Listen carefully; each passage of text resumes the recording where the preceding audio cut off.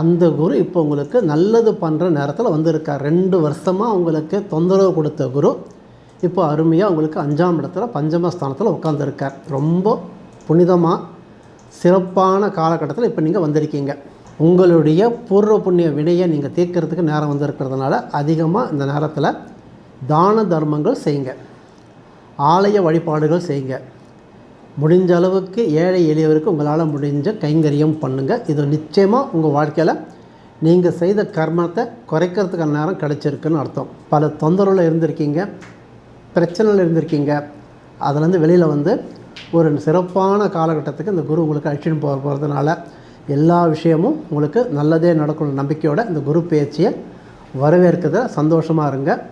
இந்த குரு பேச்சியை இன்னும் உங்களுக்கு சிறப்பாக நடக்கணும் அப்படின்னு கேட்டிங்கன்னா, மகர ராசி அன்பர்களே, சித்திரை மாதம் 18ஆம் தேதி 1/5/2024 புதன்கிழமை மாலை 5:21க்கு சரியான நேரத்தில் குரு பெயர்ச்சி நடக்க போகிறது.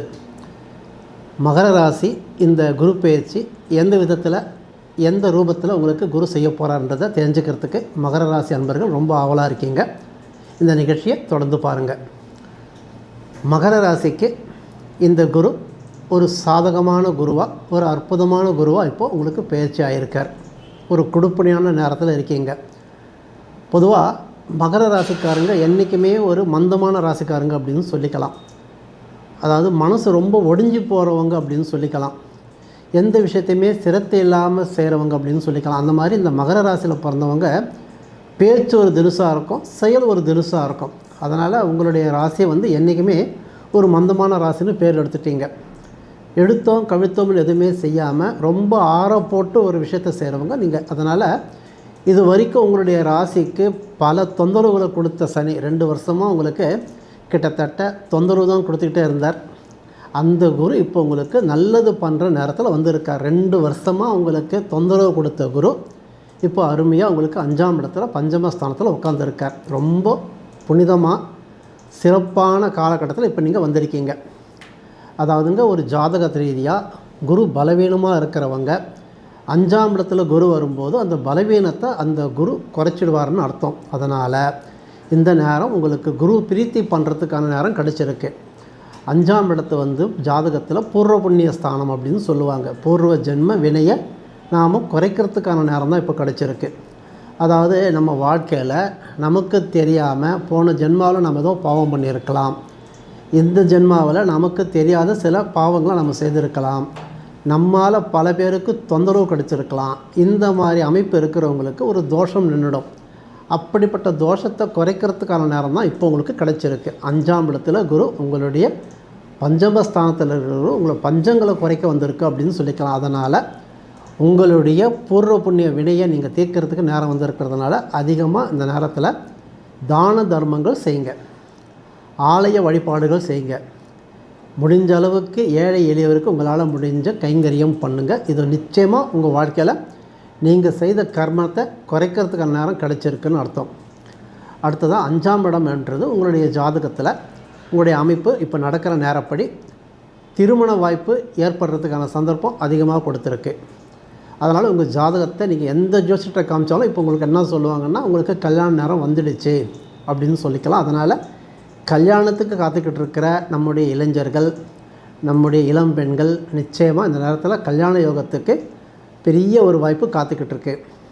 அதே மாதிரி குழந்தை பாக்கியத்துக்கு இயங்கிக்கிட்டு இருக்கிற தம்பதிகளுக்கு, இந்த ராசியில் பிறந்த மகர ராசி பெண்களுக்கும் சரி ஆண்களுக்கும் சரி அருமையாக இப்போது குழந்தை பாக்கியத்துக்கான வாய்ப்பும் ரொம்ப சிறப்பாக கிடச்சிருக்கு. இது ஒரு கொடுப்பனையான நேரம் அப்படின்னு சொல்லிக்கலாம்.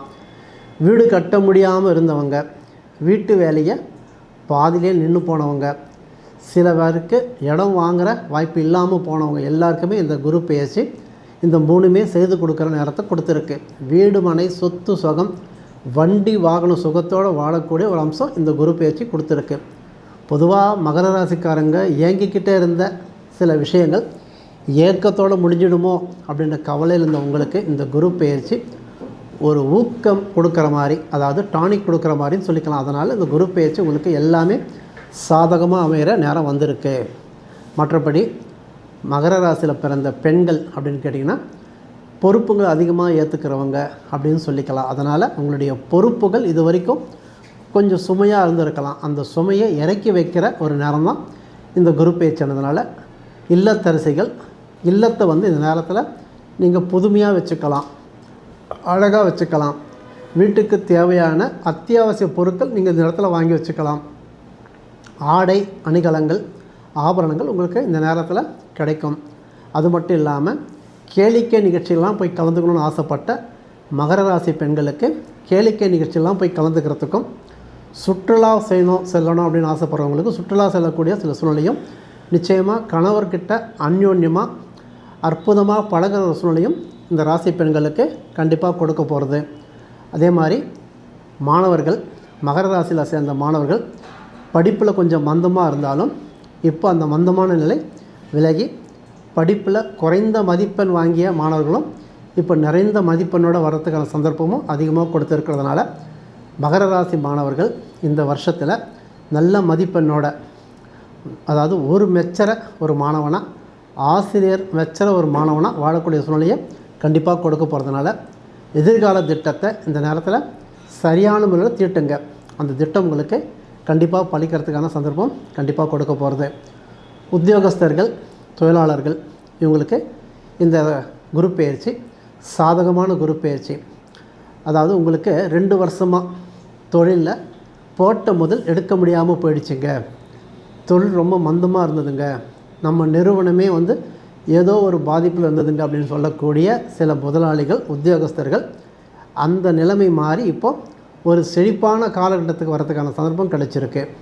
அதே மாதிரி தொழிலாளர்கள் வேலை பலுவில் இருந்தீங்க, உடம்பு ரொம்ப அசதியில் இருந்தீங்க, தொந்தரவான சூழ்நிலை இருந்தீங்க, அதெல்லாம் இப்போ உங்களுக்கு மாறி ஒரு செழிப்பான காலகட்டம், அதாவது சேமிப்பை அதிகப்படுத்துகிற நேரத்தில் வந்திருக்கீங்க. அதனால் மகர ராசியை சேர்ந்த தொழிலாளர்கள் உங்களுடைய தொழிலில் வந்து ஒரு முன்னேற்றமும் மன நிறைவோடு செய்யக்கூடிய ஒரு சூழ்நிலையும் கண்டிப்பாக கொடுக்க போகிறதுக்கான சந்தர்ப்பம் கிடைச்சிருக்கு.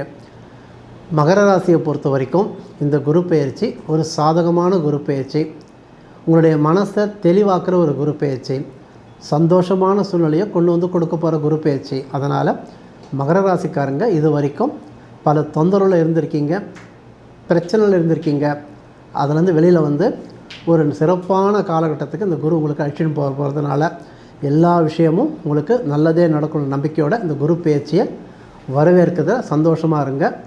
இந்த குரு பெயர்ச்சியை இன்னும் உங்களுக்கு சிறப்பாக நடக்கணும் அப்படின்னு கேட்டிங்கன்னா மகர ராசிக்காரங்க அதிகப்படியாக எல்லை சாமிங்களை வேண்டுங்க, கிராம தேவதைகளை அதிகமாக எடுத்துக்கோங்க. அந்த வழிபாடு உங்களுக்கு அதிகமாக சிறப்பாக கை கொடுக்கும்.